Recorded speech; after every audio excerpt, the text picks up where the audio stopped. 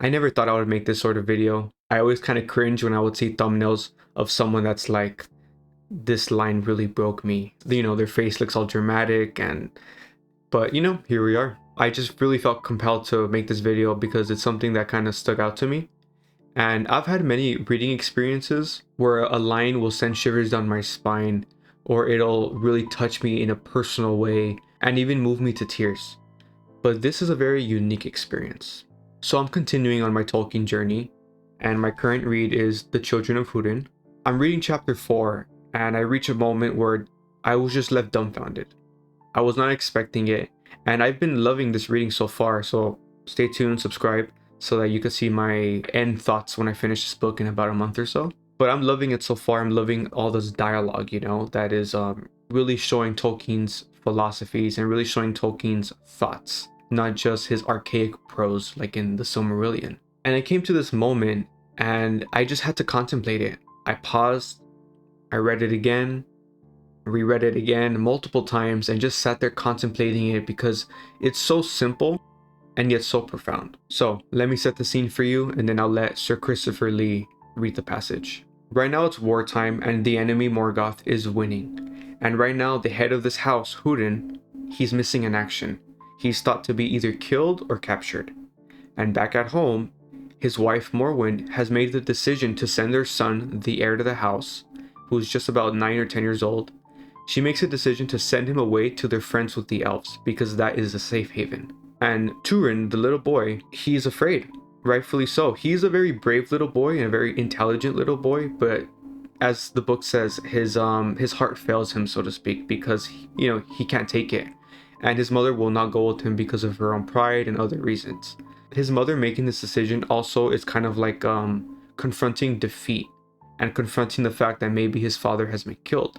So he goes to vent to his friend Sador, who is a crippled servant that serves our house. They have an interesting friendship, and he is a man who speaks to him like an adult. He speaks to him bluntly, but at the same time respectfully, and like I said, this is his friend, so Turin trusts him. So while Turin is explaining what's going on, and he's saying how afraid he is and how it's unfair, Sador kind of teases him in a loving way. He kind of reminds him, like, hey, what happened to this brave young boy that I remember always saying that he was going to be a great warrior with the elves? This is Turin's reply. Very well. If those were the words of the son of Húrin, he must keep them and go.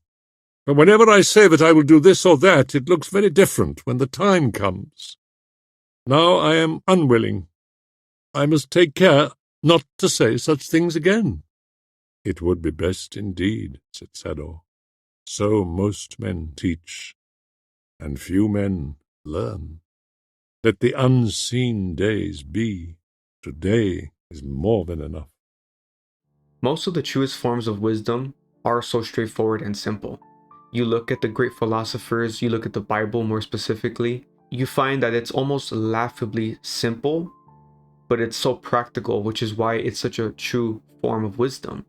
And the never-ending struggle of humanity is actually applying it and living it. So let's break this down. So most men teach, but few men learn. In this context, obviously Sador is referring to the fact that Turin, understandably so because he is a young boy, was speaking so confidently about things he doesn't understand and doesn't know much about the world, and he doesn't understand truly how bad the world can be. And earlier in this conversation, he keeps talking about the fact that he doesn't understand what it means to be a slave. He doesn't understand like the concept truly to be a thrall. And Sador explains that to him. So obviously that's the context here, but I think this is such a universal form of wisdom that you could apply it to anyone. So many of us, if not all of us, lack humility, and some more than others, of course. So many people are quick to speak, quick to give their perspective, and they don't pause to reflect, to learn, to consider that they don't know what they're talking about, and that perhaps they shouldn't just be speaking so flagrantly. And I think most people mean well, but they just lack the foresight, they lack the self-awareness, and they just forget to really think before you speak. It's such a cliche. I feel like parents say this to their children: think before you speak. But how many adults do not think before they speak? That is why I think when you see in film and in life, when you see truly wise people or truly intelligent people, they usually aren't the people who are dominating a conversation. They usually aren't the people who are so quick to just speak, because they know that they could learn from others. They know that only a fool would just speak flagrantly like that. Now, the second half of this passage, let the unseen days be, today is more than enough. Now this one, it's essentially Matthew 6:34. Therefore do not worry about tomorrow, for tomorrow will worry about itself. Each day has enough trouble of its own. Tolkien was a devout Catholic, so it makes perfect sense that he would want Bible wisdom to be represented in his own form of subcreation. And I mean, obviously this rings so true. This is such an universal proverb, essentially. Being present is such an underrated form of wisdom, I feel. It's something that so many people forget, especially men. But I mean, this obviously, everything I'm talking about today applies to everyone. But so many people just focus on the future. They focus on the struggles, payments, relationships, goals, school, work, whatever, your career, you know.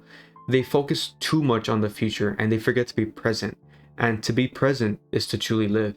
And it is good to be prepared, of course. I myself am a big thinker and a big planner, so I totally get it.